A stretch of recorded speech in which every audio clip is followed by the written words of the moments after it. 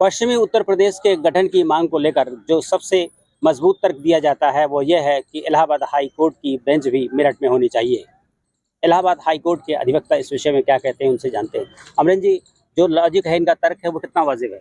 इनका पश्चिमी उत्तर प्रदेश के अधिवक्ताओं का और वहाँ के लोगों का तर्क जो है बिल्कुल वाजिब नहीं है, क्योंकि पहले उत्तर प्रदेश बहुत बड़ा था। उत्तराखंड राज्य बनने के बाद वहाँ पे एक हाई कोर्ट की बेंच की स्थापना हो गई और पूर्वी उत्तर प्रदेश के लोग भी अपनी मांग करते हैं। उनकी मांगे ज़्यादा जायज़ है, क्योंकि दूरी का जो हिसाब देते हैं सुप्रीम कोर्ट दिल्ली में, दूरी के हिसाब तब तो सुप्रीम कोर्ट पूर्वी भारत में या फिर दक्षिणी भारत में स्थापना करना पड़ेगा।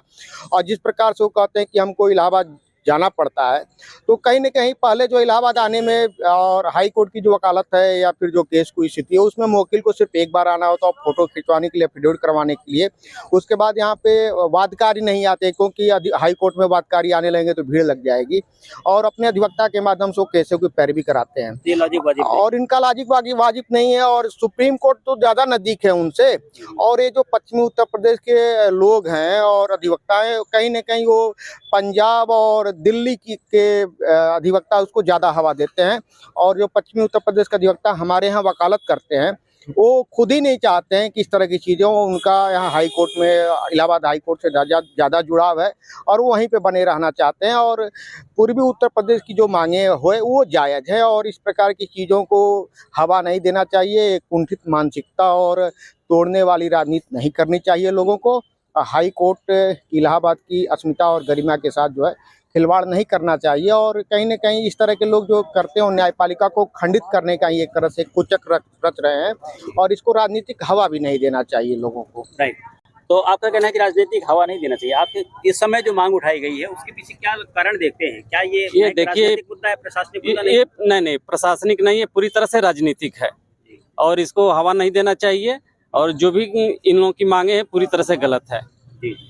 आपसे जानना चाहेंगे कि क्या इससे जनता सचमुच परेशान होती है, जिसकी वजह से नेता कह रहे हैं कि वहाँ पर देखिए, जब चुनाव आता है तो पश्चिमी उत्तर प्रदेश का कोई नेता जो सत्ता पक्ष में है इसको हवा दे देता है। आज 20 साल से हम लोग देख रहे हैं, हर बार इन लोगों ने यही काम किया है, और अधिवक्ता हाईकोर्ट के स्ट्राइक पे रहे, आंदोलन हुआ, करीब महीनों हम लोगों ने हड़ताल किया, जबकि इस पे ऑनरेबल हाई कोर्ट का फुल बेंच का ऑर्डर है, सुप्रीम कोर्ट का ऑर्डर है कि जहां ऑलरेडी यहाँ लखनऊ में एक बेंच है और इलाहाबाद में है, तो इन्हें लखनऊ आने में तकलीफ नहीं होता है। कोई भी विधायक है वो लखनऊ आ जाता है, लेकिन वो विधायक अपनी राजनीतिक फायदा उठाने के लिए बेंच का मुद्दा उठा देता है।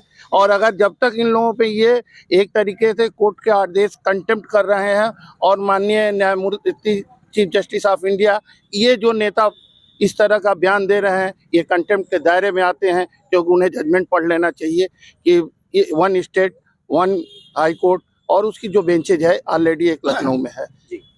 तो आपसे जानना चाहेंगे भाई साहब, क्या आप ऐसा लगता है कि ये जनता की आवाज़ नहीं है, कुछ गिने चुने जनप्रतिनिधियों की आवाज़ है? देखिए भाई साहब, जब लोकसभा या विधानसभा का चुनाव आता है तो एक राजनीति माहौल बनाने के लिए ऐसा किया जाता है कि हाई कोर्ट को यहाँ मेरठ में किया जाए या बांटने के लिए, लेकिन ऐसा कुछ नहीं है।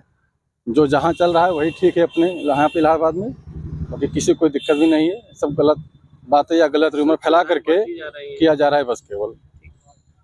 तो इलाहाबाद हाई कोर्ट के जो अधिवक्ता हैं, जो पदाधिकारी हैं यहाँ की कार्यकारिणी के बार के, उनका स्पष्ट तौर पर कहना है कि ये एक राजनीतिक स्टंट है, राजनीतिक मुद्दा है। इसका प्रशासन से या हाई कोर्ट्स में जो लोग मुवक्किल आते हैं उनसे कोई लेना देना नहीं है। Dinesh Singh, TV9 UP, Prayagraj.